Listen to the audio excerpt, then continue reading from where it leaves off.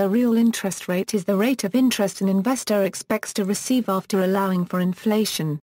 It can be described more formally by the Fisher equation, which states that the real interest rate is approximately the nominal interest rate minus the inflation rate.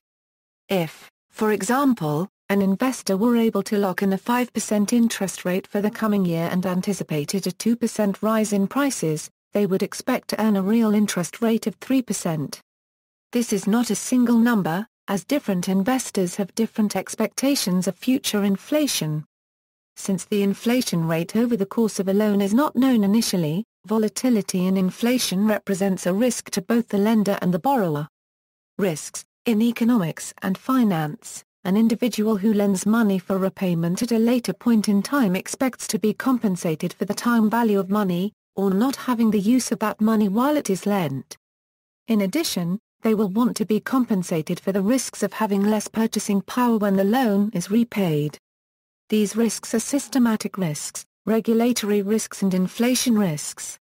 The first includes the possibility that the borrower will default or be unable to pay on the originally agreed upon terms, or that collateral backing the loan will prove to be less valuable than estimated.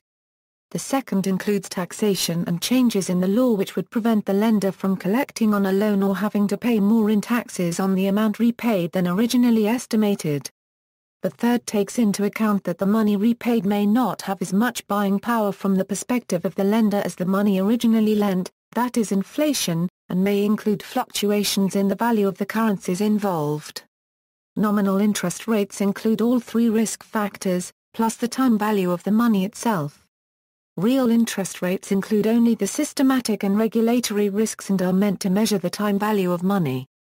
Real rates equals nominal rates minus inflation and currency adjustment. The real interest rate in an economy is often the rate of return on a risk-free investment, such as U.S. Treasury notes, minus an index of inflation, such as the CPI, or GDP deflator. Fisher equation equals, the relation between real and nominal interest rates and the expected inflation rate is given by the Fisher equation, where I equals nominal interest rate, R equals real interest rate, equals expected inflation rate.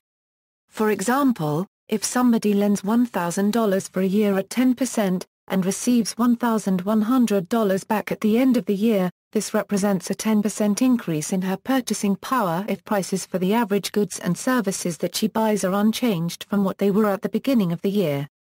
However, if the prices of the food, clothing, housing, and other things that she wishes to purchase have increased 25% over this period, she has in fact suffered a real loss of about 15% in her purchasing power. Variations in inflation equals, the inflation rate will not be known in advance. People often base their expectation of future inflation on an average of inflation rates in the past, but this gives rise to errors. The real interest rate ex post may turn out to be quite different from the real interest rate tot was expected in advance. Borrowers hope to repay in cheaper money in the future, while lenders hope to collect on more expensive money. When inflation and currency risks are underestimated by lenders, then they will suffer a net reduction in buying power. The complexity increases for bonds issued for a long term, where the average inflation rate over the term of the loan may be subject to a great deal of uncertainty.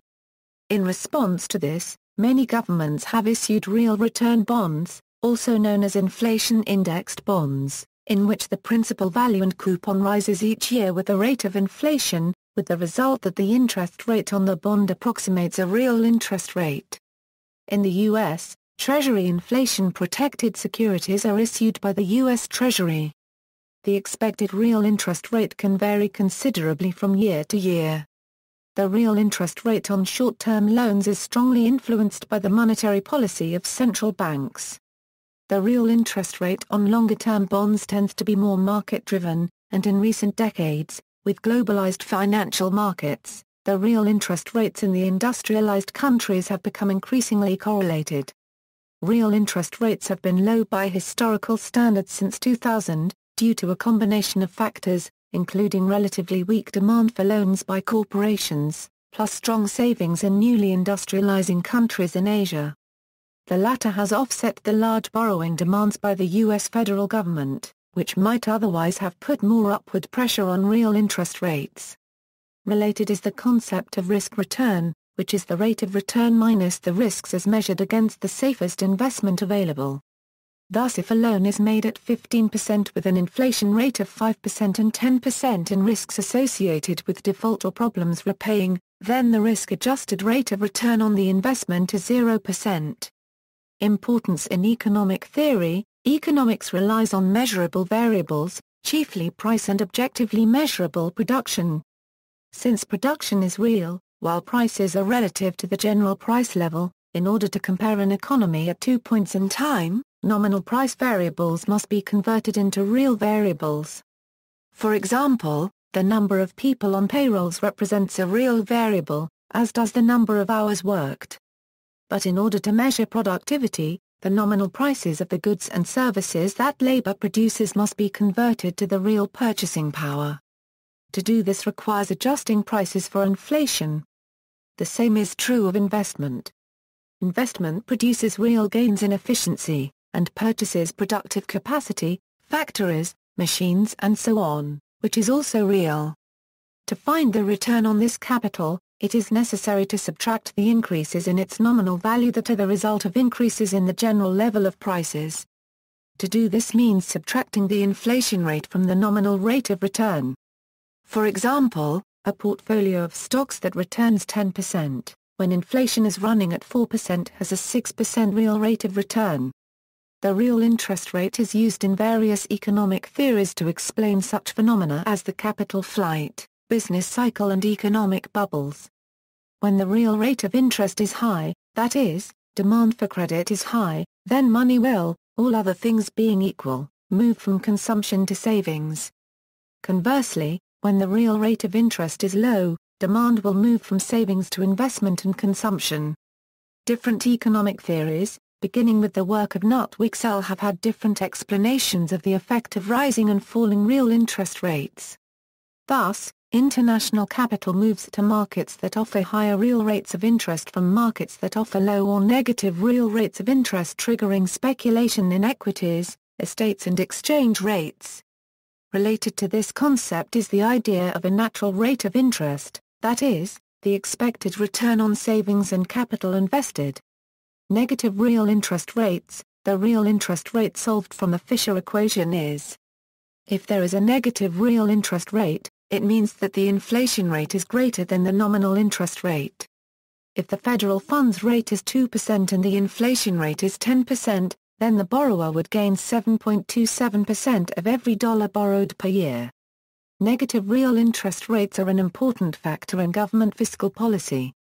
Since 2010, the U.S. Treasury has been obtaining negative real interest rates on government debt, meaning the inflation rate is greater than the interest rate paid on the debt. Such low rates, outpaced by the inflation rate, occur when the market believes that there are no alternatives with sufficiently low risk, or when popular institutional investments such as insurance companies, pensions, or bond, money market, and balanced mutual funds are required or choose to invest sufficiently large sums in Treasury securities to hedge against risk. Lawrence Summers stated that at such low rates, government debt borrowing saves taxpayer money, and improves creditworthiness. In the late 1940s through the early 1970s, the US and UK both reduced their debt burden by about 30% to 40% of GDP per decade by taking advantage of negative real interest rates, but there is no guarantee that government debt rates will continue to stay so low. Between 1946 and 1974, the U.S. debt-to-GDP ratio fell from 121% to 32% even though there were surpluses in only 8 of those years, which were much smaller than the deficits.